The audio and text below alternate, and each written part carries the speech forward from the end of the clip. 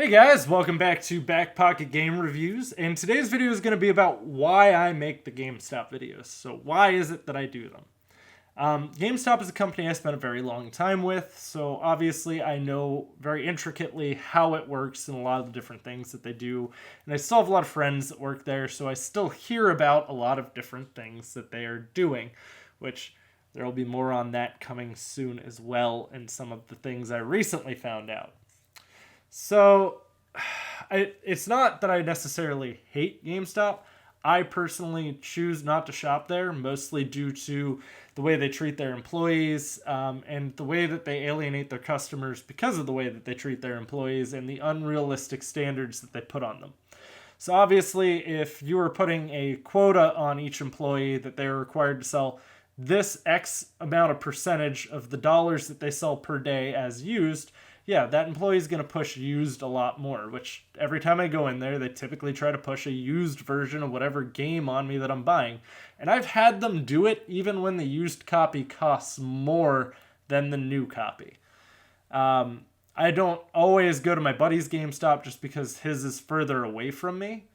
But it's one of those situations of if you're not going to treat your employees well and you're obviously the biggest game retailer, pretty much the only game retailer that's just solely games, that's not a mom and pop store, and not even be the cheapest option. Like, by no means are they the cheapest option. They won't price match. They're very anti-consumer. They're not helping you as a consumer by not price matching. They're helping them as a company by saying, hey, we refuse to take this loss just to generate more business in our store, which is a very stupid way to go, especially when every company now supports a price match policy. They don't pay their employees very well, so me spending more money there doesn't help the employees at all. Unless I'm buying all used games, signing up for power-up rewards cards, essentially if I'm not buying those things, I'm hurting the employee now. Yeah, that hurts them. They even have a trade quota. Each employee is required to get a certain amount of trade dollars per day. It's pretty ridiculous. I can't necessarily make you trade, and if you're in a mall store, it's very unlikely people are coming in with trades. So, I don't support their policies. I don't support the way that they treat their employees. I don't support the way that they treat their customers. And the biggest part of all isn't necessarily that I want them to go out of business or anything like that. They're entitled to run their business however they want. Just as I'm entitled to bring the knowledge to you of, hey, this is how they're running their business. I've given you guys other options and shown you places that were cheaper. I mean, I did the whole thing on Black Friday where I pretty much showed you GameStop was the highest priced store on Black Friday for almost everything. I think there were like 3 games they were cheaper on than everyone else. And it's... a lot of people have this mindset that, hey, because they're GameStop, because they're a specialty game store, they're going to take better care of me and they're going to be more beneficial for me to shop at than a mom and pop store, which is obviously incorrect because the mom and pop store, you're helping local business. With GameStop, you're helping a corporate entity that literally is just pouring millions of dollars into a CEO, even despite the company's sales being down year over year.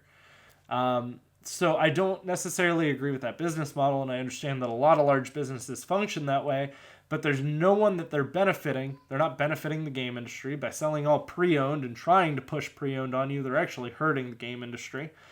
By them not being the lowest price, they're not helping you as a consumer. They won't price match it, so they're not going to assist you as a consumer to be the better option for you.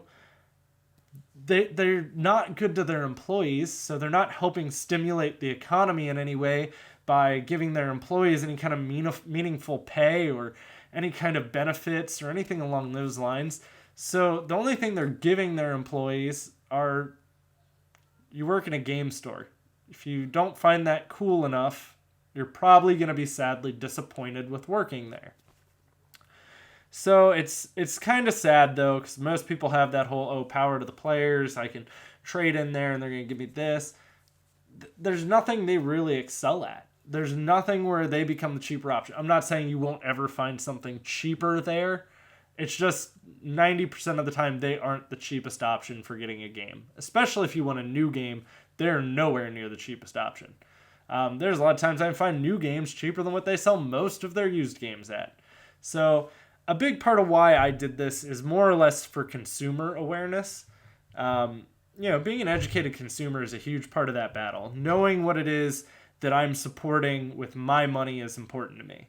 Knowing what kind of company that I'm dropping money at and knowing that it's at least benefiting someone is nice to me. And I'm not saying GameStop's like the worst company ever. I mean, they do some charity things. But here's the thing, too, with those charities. Yeah, they do stuff with Autism Speaks and they do stuff with Make-A-Wish. They do it because it's a write-off for them. It's not because, hey, let's do this out of the goodness of our heart. It's, no, this is a huge thing we get a write-off for. Yeah, that's the sole purpose that they do it. But by all means, as a consumer, you have every right to know what their policies are and practices. And some people are going to be completely blinded by it the whole time. I've had people literally go off on me saying I'm an idiot for not shopping at GameStop and they're the cheapest place and Best Buy is way overpriced. Most of you who watch my videos have seen it's quite the opposite. And even if GameStop is the better price, Best Buy will price match it. GameStop won't. Best Buy will price match Amazon. GameStop won't. Best Buy will price match Walmart. GameStop won't. Hell, most of those other stores I mentioned will price match everyone else. GameStop is the odd man out that won't. So, because of all these anti-consumer policies, I felt that I would make it more known, A, that they treat their employees like garbage. And that's not necessarily the employee's fault. Because a lot of people go, oh, well, I went into GameStop and this and this and this happened, and this employee is an idiot for it. No, it's not that the employee is an idiot. It's that the employee literally will lose the minimal amount of hours that he already has if he doesn't do what GameStop wants. So there's ups and downs to working there. Obviously, the upside was I love talking to people about games. Big part of why I started my channel was I love games, I love tech, I love talking to people about it. And as good as I am at sales, GameStop enforces a very hard sell tactic, which a hard sell is essentially we want you to sell them stuff that they're probably not even interested in. Like at one point, I was required to talk to every customer about I can't even remember who it was, Metro PCS phone plans or something like that. Look, most of the people that are signing up for Metro PCS either A, are already doing it because they don't have that much money. It's a big part of it. Or B, a drug dealer and need a burner phone. If I start talking to a mom who's got her Verizon phone about Metro PCS, no, she now feels like I'm being pushy in the store and I'm a dick. But if corporate's in there and they were to see it, or corporate looks at it and goes, how come you haven't sold any Metro PCS? I don't know if it was Metro PCS. It could have very well been a different company. I'm just using this as an example. Or like how we used to have to do call lists. So I'd have to call people and go, hey, I saw you recently picked up The Legend of Zelda Skyward Sword. That's worth da-da-da-da. And you also got this, which is worth da-da-da-da. Let me set you up an appointment with a trade specialist and you can come in and trade those games in. Yeah, that's creepy. That's stalkerish. How many people here really like being called and being pushed into trading stuff? That's literally creepy. Like, I've heard of a lot of creepy things, but that crosses a lot of lines. Now, if I knew the customer, like if it was one of our regulars, chances are I was gonna mess with them first. It's fun. We won't go into details, but let's just say there were some pretty messed up phone greetings that I used. Sometimes it might have just been me breathing heavily. Yeah, and I know how to block my number. It was fun. A lot of fun for me. The regulars would find it funny. I mean, it's one thing when it's someone you know. But really, calling people that are maybe just in our store once or twice a year to say, hey, we saw you bought this. It's worth this much. You want to come in and trade that with us now? Let me set up an appointment for you to work with a trade specialist, which is literally no different than you just coming in and trading with me. There was no specialist. There was nothing involving that. It was just a line of BS. So in a lot of these practices, though, just alienate the customer. They make the customer feel like pushed into these sales. It's called a hard sell, which I don't like. It encourages lying about different things, and it encourages you to push things that the customer doesn't want. If you know that customer and you took the time to get to know that customer, you know how to sell them what they're going to want. My numbers were always good, and I avoided hard sells. Unless our regional manager or district manager were in the store, I pretty much did nothing to policy. My numbers were still really good.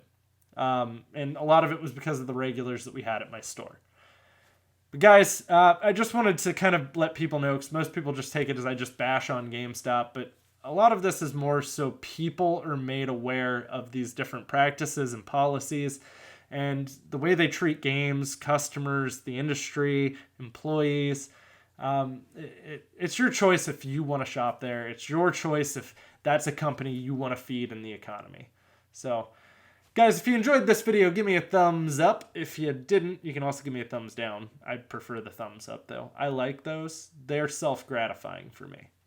If you have any questions, you can also let me know in the comment box down below. If you want to follow me on any social medias, you can follow me on Twitter, Facebook, Instagram, and Discord, all of which are linked in the description box below, along with my Gamertag, PSN, and Steam ID.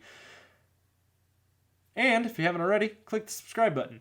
You can also click the little bell, get the notifications when I upload, which I do have a schedule now. So hopefully everything will go according to my schedule and work well. But guys, thanks for watching. I'll see you soon, and I'll have plenty more content coming for you as well.